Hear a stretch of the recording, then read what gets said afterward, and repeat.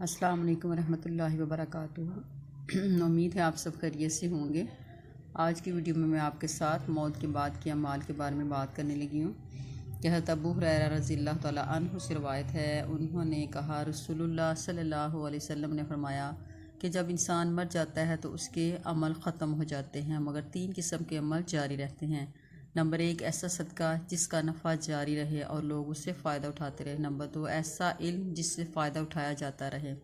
اور نمبر 3 ایسی اولاد جو نیک ہو اور ان کے لیے دعا کرتی رہے۔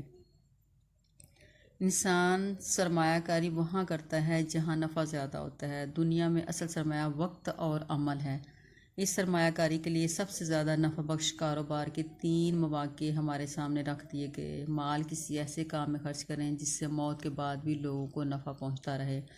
دینی، اخلاقی، روحانی، مادی اور معاشی نفع۔ سب سے نفع بخش کاروبار دعوت و اصلاح کا کاروبار ہے۔ اپنی نیکیاں موت کے ساتھ ختم ہو جاتی ہیں۔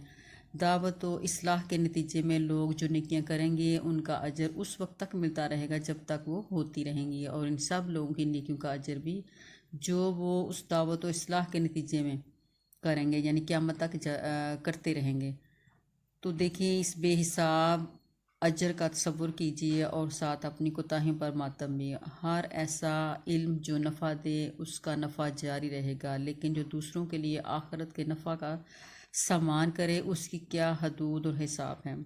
اور اولاد کو صالح بنائیں تو نسل در نسل ان کے عمل صالح کا بھی نفع ملتا رہے۔ تو کوشش کریں اپنی اولاد کو صدقہ جاریہ بنانے کی، جو آپ کے لیے دنیا میں بھی اور آخرت میں بہترین ثابت ہو۔ تو اس کے عمل کے لیے ربنا آتنا فی الدنیا حسنۃ وفی الآخرۃ حسنۃ وقنا عذاب النار۔